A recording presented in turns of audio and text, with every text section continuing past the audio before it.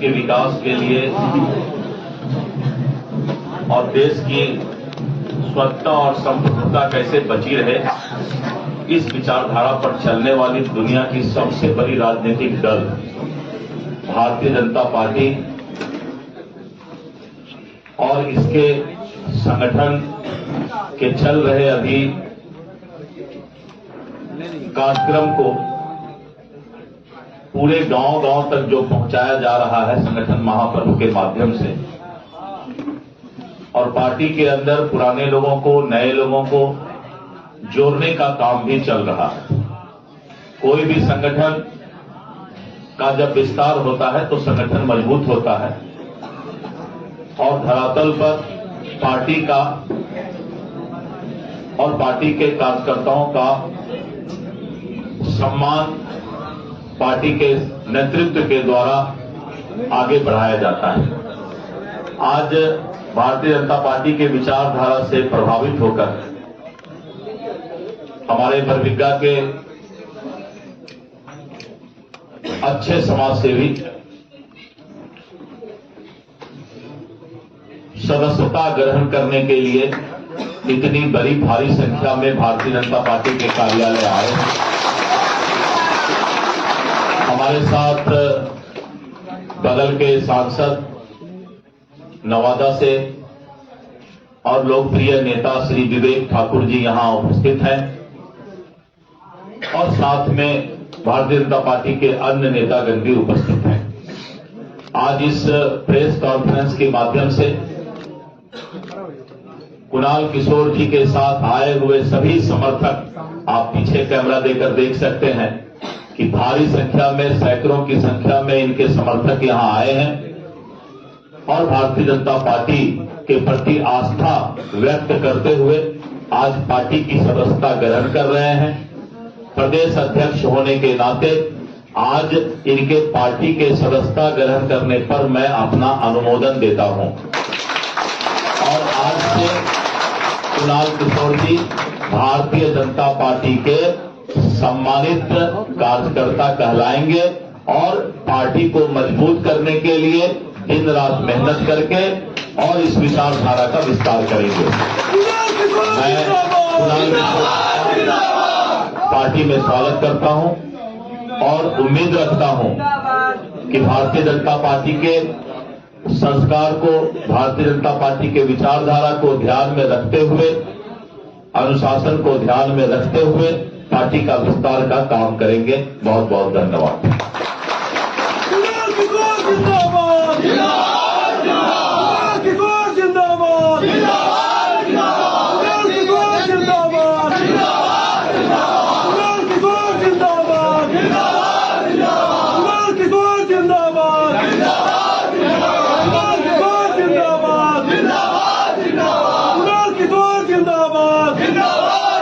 Bharatiya Janata party जिंदाबाद, अमित गफार जिंदाबाद, विवेक ठाकुर जिंदाबाद, भारतीय जनता पार्टी जिंदाबाद, अटल अडवाणी जिंदाबाद।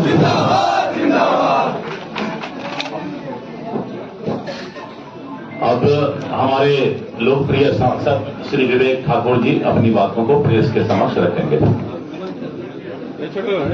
धन्यवाद अध्यक्ष जी।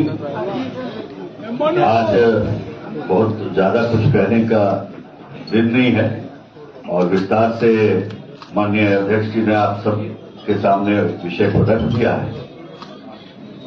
एक चीज तो आप मान के चलिए कि एनडीए का जो एक वातावरण पूरे बिहार में जो खड़ा है और लोगों का जो मनोभाव वो धीरे धीरे स्पष्टता की ओर बढ़ते जा रहा है और उसी का ये परिचायक है कि एक नौजवान कार्यकर्ता जो दिल्ली विश्वविद्यालय से पढ़ा और वापस अपनी मातृभूमि में आके समाज सेवा शुरू किया और आज इनकी पत्नी वहां के डिप्टी चेयरमैन है और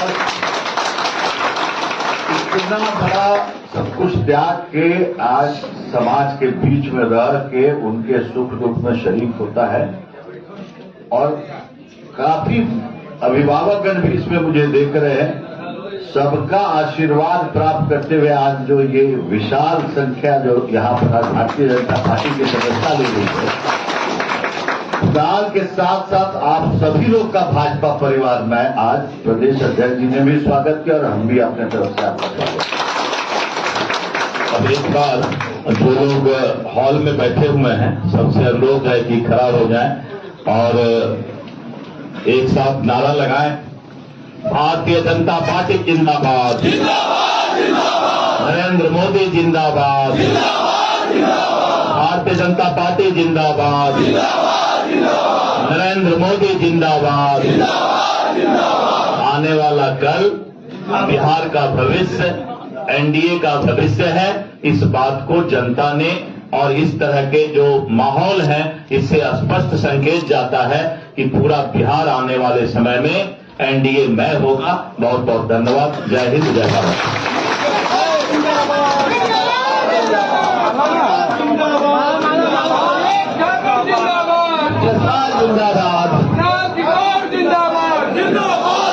नरेंद्र मोदी जिंदाबाद, नरेंद्र मोदी जिंदाबाद, भारतीय जनता पार्टी जिंदाबाद, भारतीय जनता पार्टी जिंदाबाद, सुरेश ठाकुर जिंदाबाद।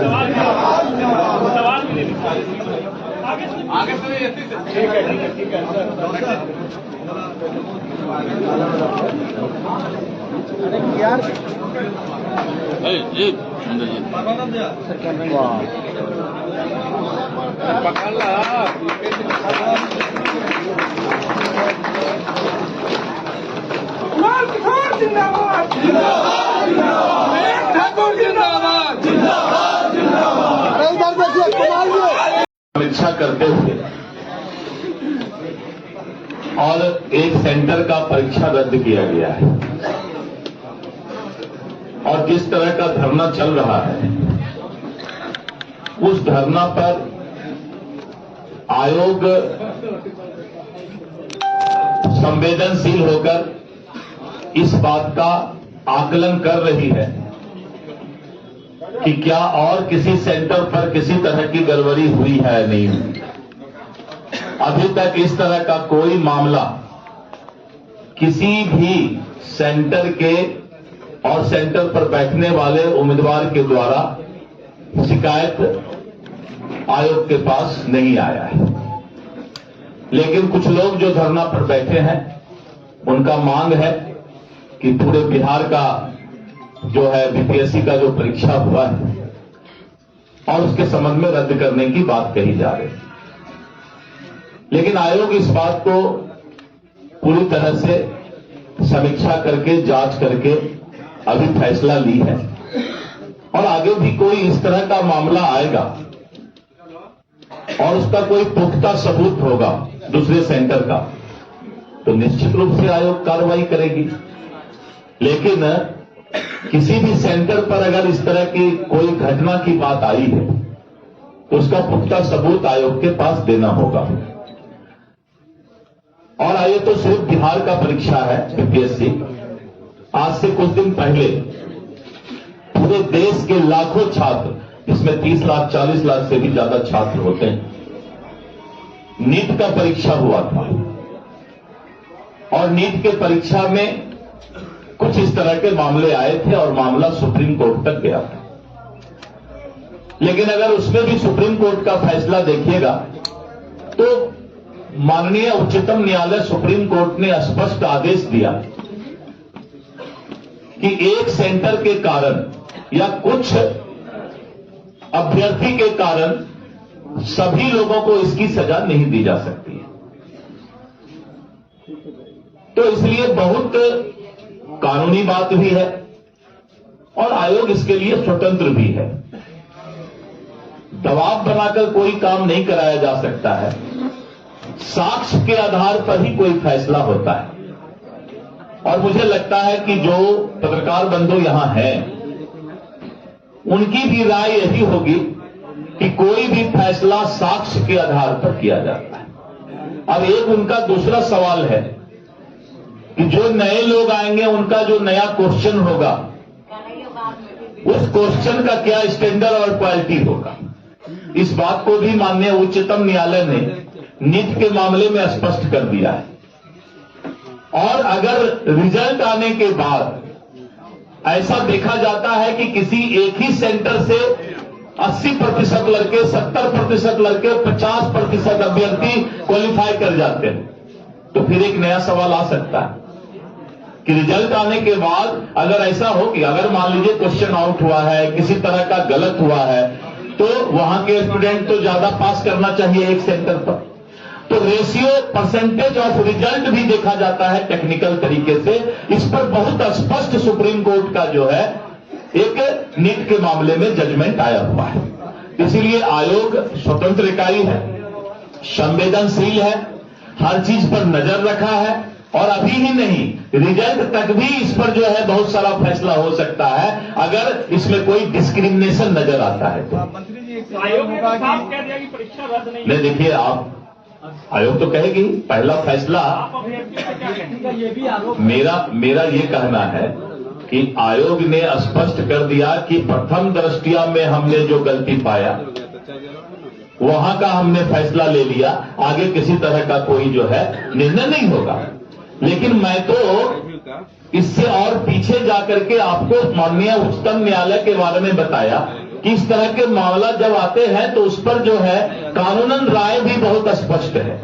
सर, ईओयू ने 3 बड़े कोचिंग संस्थान की भी बात कही है कि इस तरह के काम करवाने का काम किया है। अभ्यर्थी का ये भी आरोप। अब देखिए, ये तो मैं सीधा कोई आरोप नहीं लगा सकता किस पर, क्योंकि ये तो जांच का विषय है, और जांच के विषय में कोचिंग संस्थान की क्या भूमिका है ये तो कोई जांच करने वाली संस्था ही बता सकती है।